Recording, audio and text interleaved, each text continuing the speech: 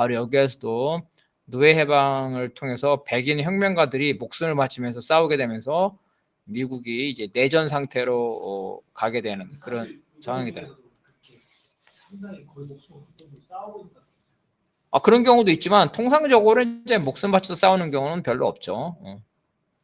자, 그러면은 요거는 우리 오진우 동지가 한번 읽어봐 주실래요?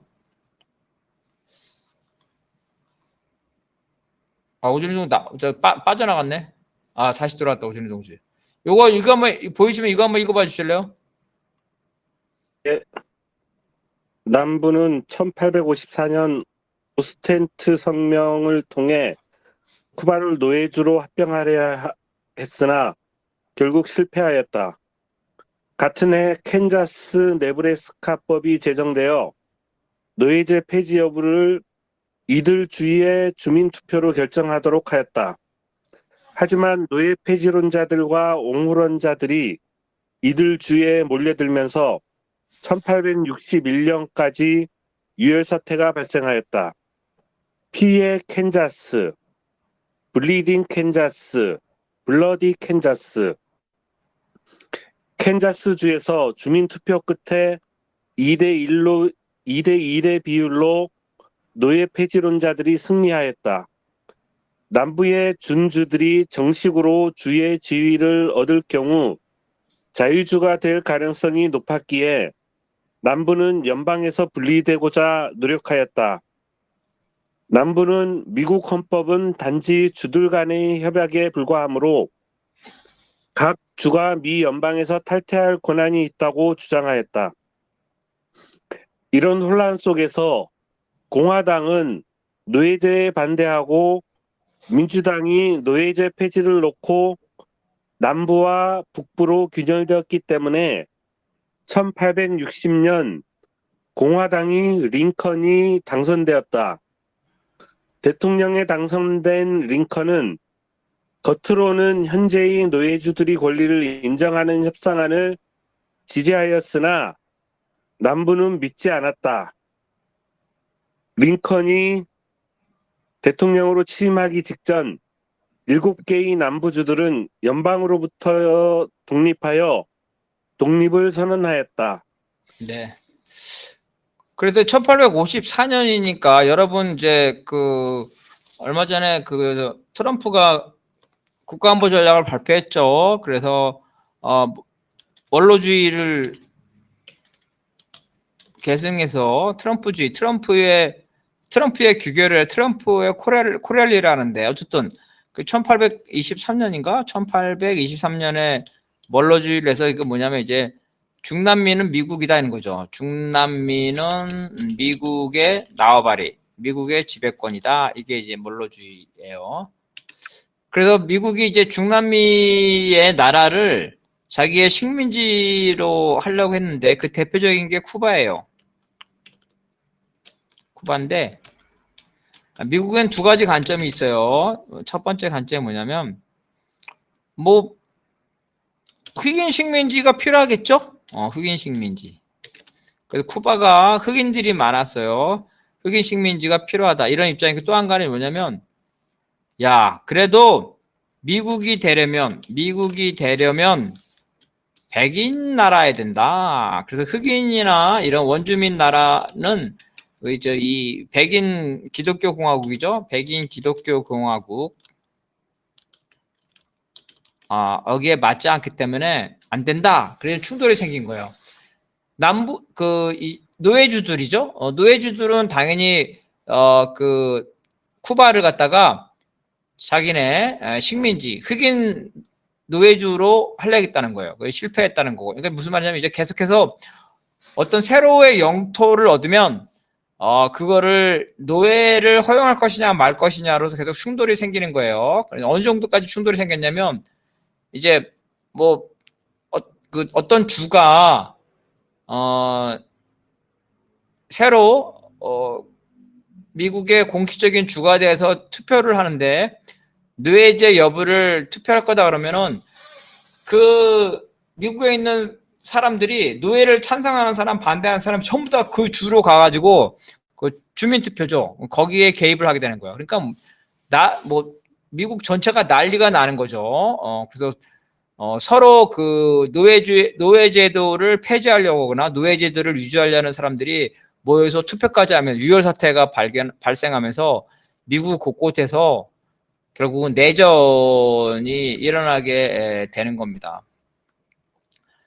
그러면서 이제 남부는 더 이상 그 다수결 때문에 자기가 인구가 적기 때문에 이 상태로는 노예제도를 유지할 수 없다고 보기 때문에 이걸 연방주의와 연합주의라고 그래요. 연방주의와 연합주의.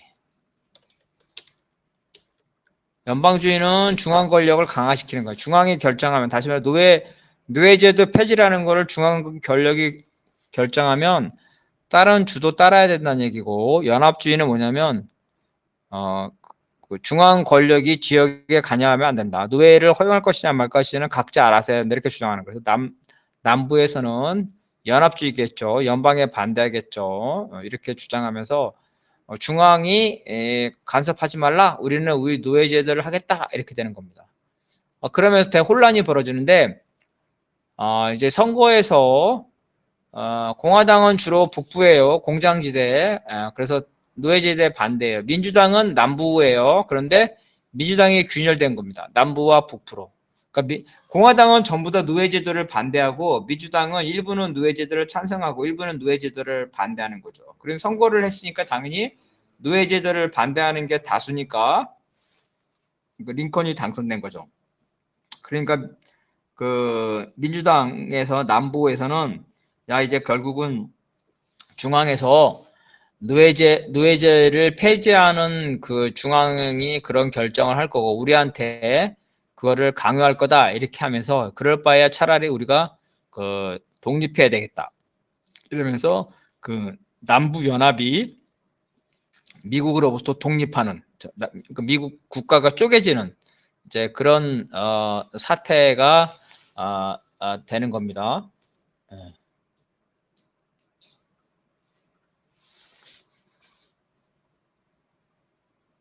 예.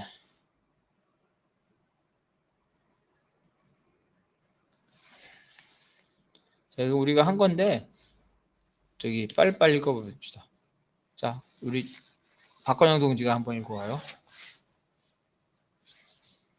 스페인과 포르투갈은 주로 중남미에 대규모 식민지를 건설하였다. 스페인과 포르투갈의 경우 교황으로부터 인디언에 대한 카톨릭 포교를 명분으로 신대적 경영에 대한 특권을 받았다. 따라서 이들은 포교 목적으로 인디언과 교류하고자 하였다. 또한 스페인과 포르투갈은 정착촌 건설보다는 자원개발이나 특산물 무역에 주력하였다. 이들 국가들은 군인이나 개척자들을 식민지에 보냈는데 이들은 보통 영국 거주를 목적으로 하지 않았기 때문에 가족을 동반하지도 않았다.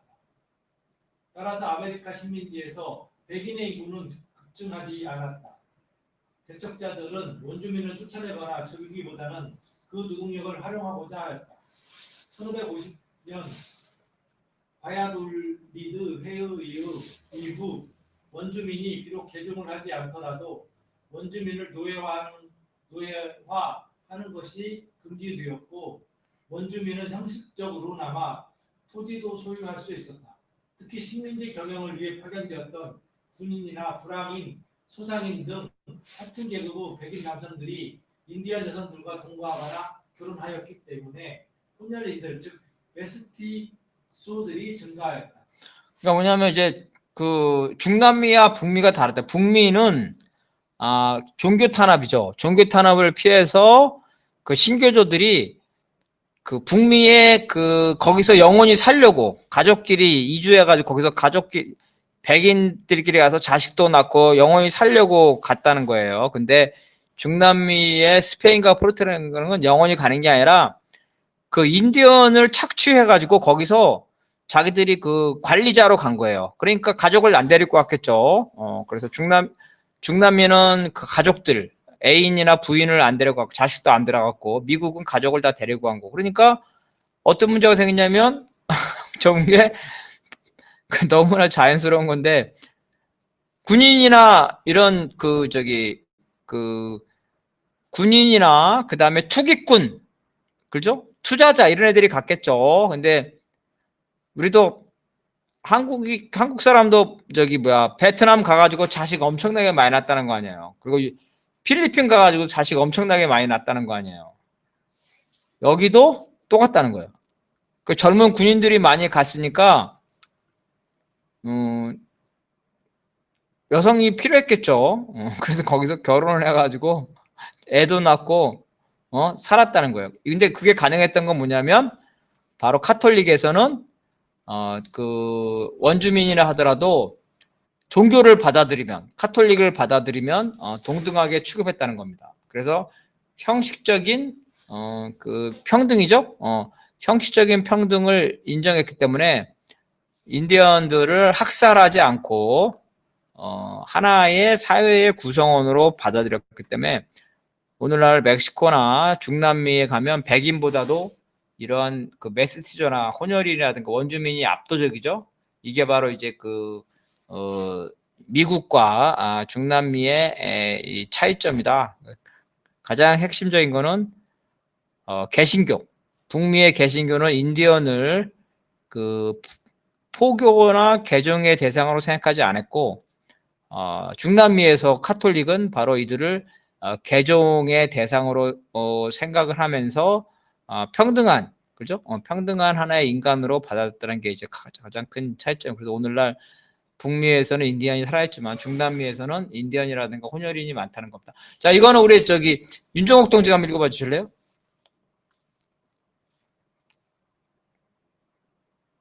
이 대륙에서 스페인, 프랑스, 네덜란드가 영국에 앞서 백인들의 식민지를 건설하였으나 대부분 몰락하였다. 스페인의 플로리다, 프랑스의 루이지애나, 네덜란드의 뉴욕 등은 영국의 식민지로 병합되었다. 종교의 박해를 피해 식민지에 온 영국의 청교도 개척민들은 가족 단위의 소농장으로 구성되는 개척지에서 살았다. 개척민들은 점차 대가족을 이뤄 경작을 하였기 때문에 넓은 땅이 필요하였다.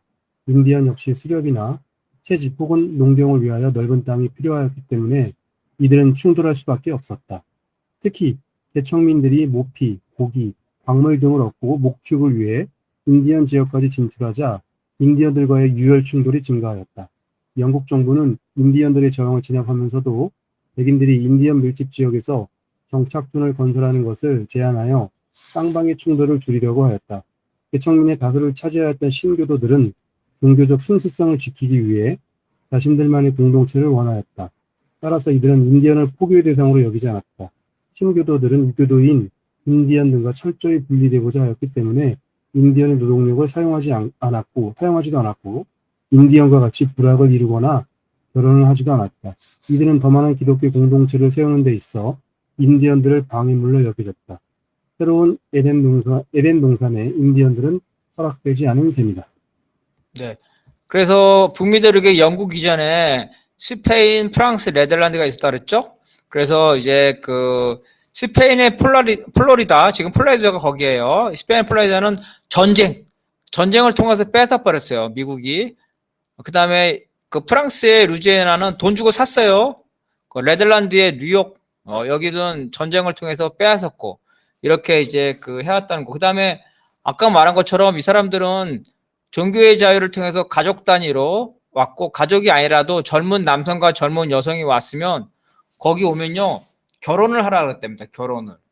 왜냐하면 영원히 거기서 살아야 되는 거니까 돌아갈 생각이 없으니까. 그래서 이 결혼까지 했고 이렇기 때문에 인디언이 필요 없었던 거예요. 이 사람들은. 그리고 인디언을 이 포교의 대상으로 여기지도 않았고, 그래서 인디언을 방해물로 그 여겼다는 거예요. 바로 이 점이 그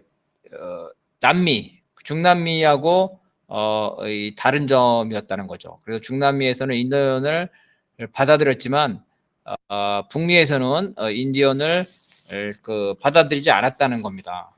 그래서 인디언들은 결국은 백인들과 전쟁을 하면서 결국 몰락하는 수준으로 간다는. 이건 이제 우리 박환영동이 한번 해봅시다. 개척민의 경우 질병으로 인한 사망률이 높고 광활한 경작지를 운영하였기 때문에 항상 노동력이 부족하였다. 따라서 이들은 자녀들을 많이 낳고 이주민들을 받아들였는데 그 결과 인구가 급증하였다. 초기에 연 3%의 인구 증가율을 보였는데 이는 30년도가 안 되어 인구가 2배로 느는 속도였다. 미국의 인구 부족 현상은 독립 이후에도 계속되었다. 서부가 개척되었지만 넓은 영토에 물자를 생산하고 소비할 인구가 부족하였다. 미국 정부는 유럽으로부터 이민을 받아들여 서부를 개척하고 도시의 저임금 노동자를 공급하였다.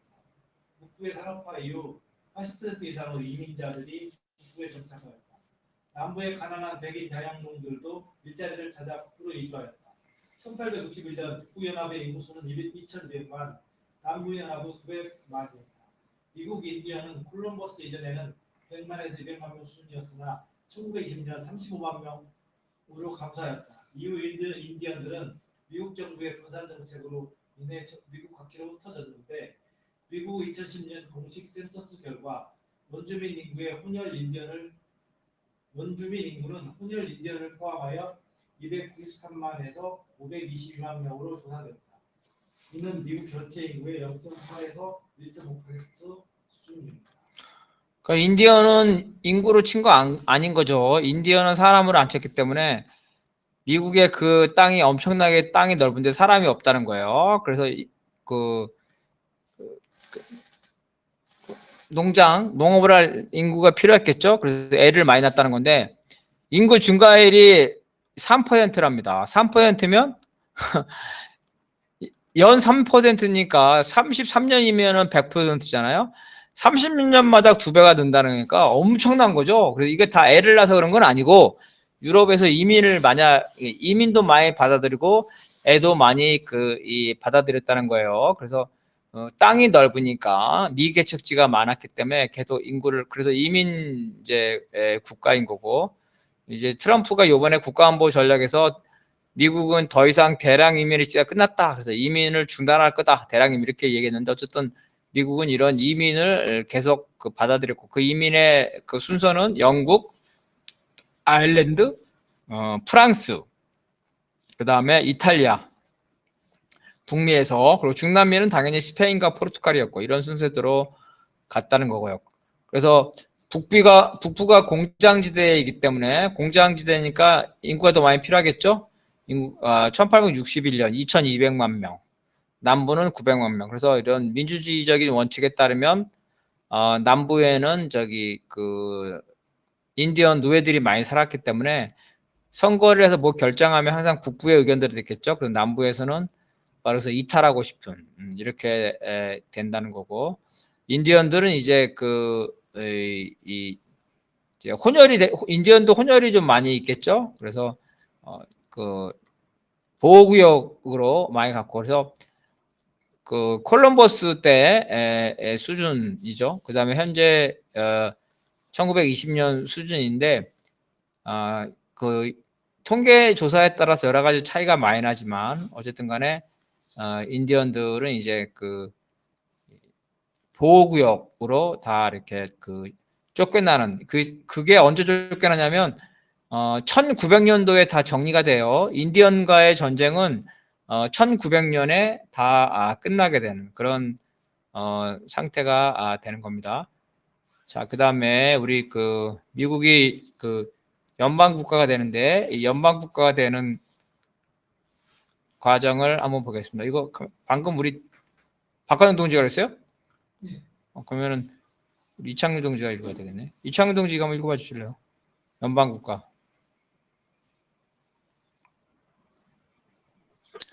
미국은 연방 정부와 주정부가 권력을 공유하고 상호 견제하는 연방제를 도입하였다. 1781년에 영국과의 독립전쟁에서 승리한 직후 미국 각주의 대표자들은 연합헌장을 채택하였다. 연합헌장은 각주의 대표로 구성되는 연합의회를 설치하였다. 1785년 5개 주의 연합의회 의원들은 연합헌장의 상업 증진을 위한 조항을 넣기 위해 헌법회의를 개최하였다. 이를 계기로 필라델피아의 중앙정부의 권한을 강화하는 듯 연합헌장 전체를 개정하기로 하였다. 1786년 연합의회는 연합헌장을 전면적으로 개정하기 위한 논의에 13개 주를 초청하였다. 12개 주가 참여한 헌법회의에서 아예 새로운 헌법을 제정하기로 합의하였다. 이에 따라 필라델피아 헌법제정회의가 성립하였다. 1787년 헌법 초안이 완성되었다. 먼저 연합의회가 연합헌장 13조에 따라 이 초안을 승인하였으며 이어 연합의회는 13개의 주에게 이 초안의 승인을 요구하였다. 1788년 9개 주가 이 헌법 초안을 승인하여 헌법으로서 효력을 지니게 되었으며 이후 13개 주 모두가 승인하였다. 헌법의 노예제도 자체가 언급되지 않았으나 도망간 노예를 다시 잡을 수 있는 조항이 있었다. 노예 한 명당 5분의 3의 비율로 유권자로 인정되어 각 주의 하원 의석을 정하는 인구 기준이 인정되었다. 미국이 연방제를 채택한 주요 이유는 다음과 같다. 네. 그래서 이제 우리 연방국가라는 말이 나왔는데, 그렇죠. 미국을 해지면 제일 간단하겠죠. 연방국가.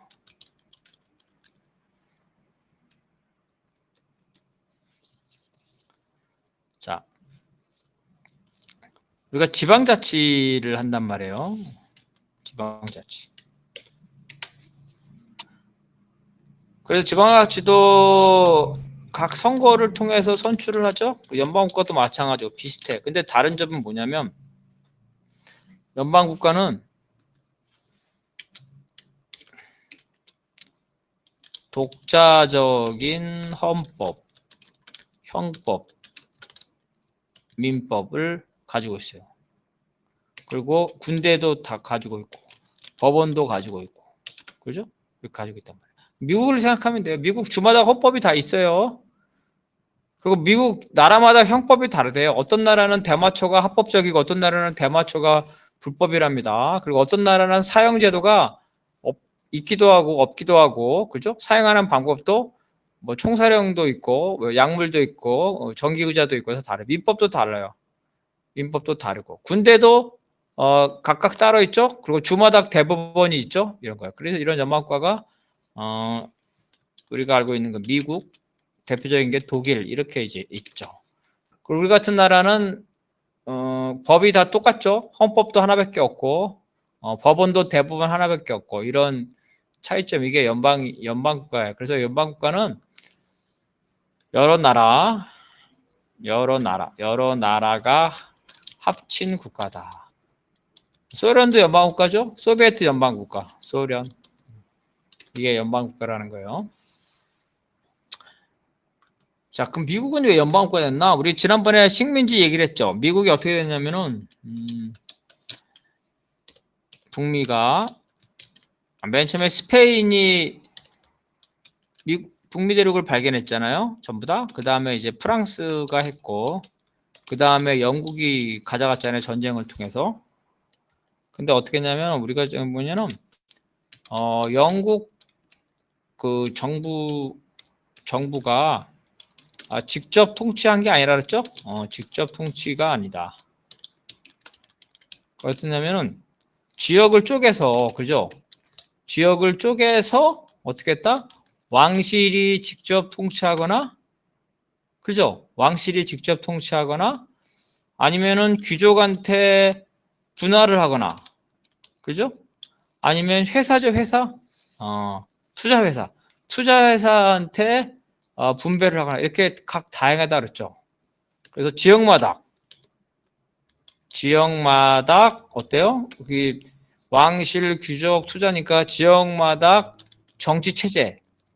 다시 말해서 주지사를 어떻게 뽑는지, 그 다음에 의회를 어떻게 뽑는지, 아까 나온 것처럼 노예제도에서 어떤 입장이 다 다르다 그랬죠? 법 체계가 다 달라. 법 체계가 다르다. 그래서 13개의 이런 주요 식민지가 있었는데 이 식민지가 마치 어때요? 서로 각각의 그죠? 각각의 독립된 나라처럼 운영됐고 그죠? 이게 합해서 연합합해서 독립전쟁을 했다는 거예요. 이게 연방제라는 거예요. 그래서 연방제 전에는 뭐가 있냐면 연합제가 있어요. 국가연합. 자, 나라의 형태는 단일국가, 우리 한국 같은 국가, 단일국가, 헌법이 하나밖에 없어. 단일국가. 그 다음에 연방제, 그 다음에 연합국가. 연합국가는 여러분이 어려울 것 같은데, 독립국가연합. 이 독립국가연합 뭐냐면, 연방제와 다른 점만 보면 돼요. 각각의 나라들이 그 독립된 군대와 외교 주권을 가지고 있다. 이렇게 돼요.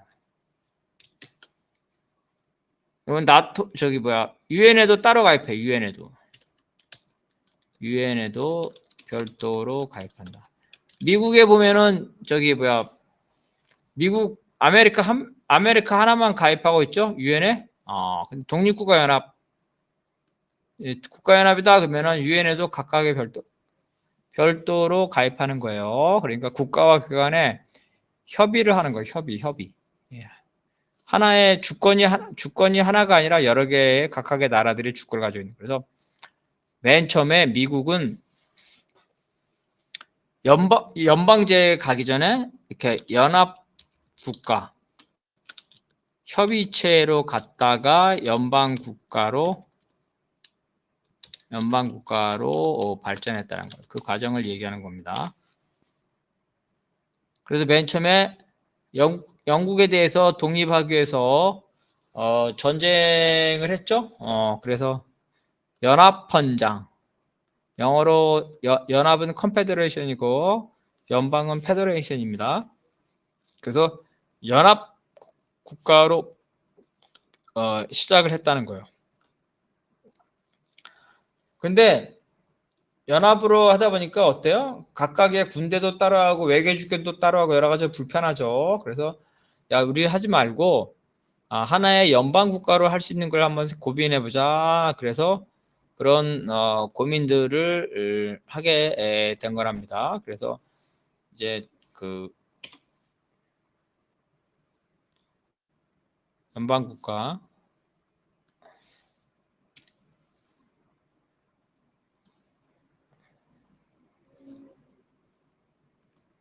자, 요거는 우리 오준희 동지 한번 읽어봐 주실래요? 예. 첫째, 미국이 연방제를 도입한 배경에는 영국이 미국 식민지 경영 방식과 관련이 있다. 영국은 미국 대륙의 식민지를 건설할 때 지역별로 쪼개 식민지 경영을 특허회사, 귀족 등에게 맡기거나 왕실이 직접 경영하였다.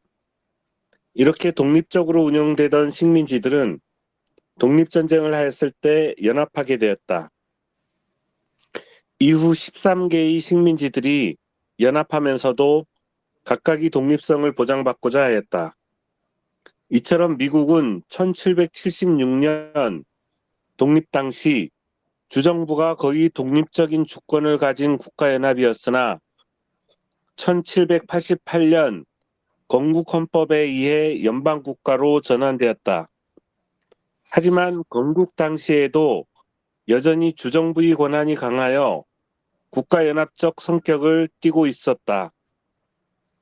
연방정부의 권한을 강화해야 한다는 북부가 남북 전쟁에서 승리한 이후 연방정부의 권한이 월등하게 강해져 오늘날이 연방국가의 기초를 다졌다. 네. 그래서 이제 국가 형성. 국가 형성에서의 쟁점 이런 게 있는데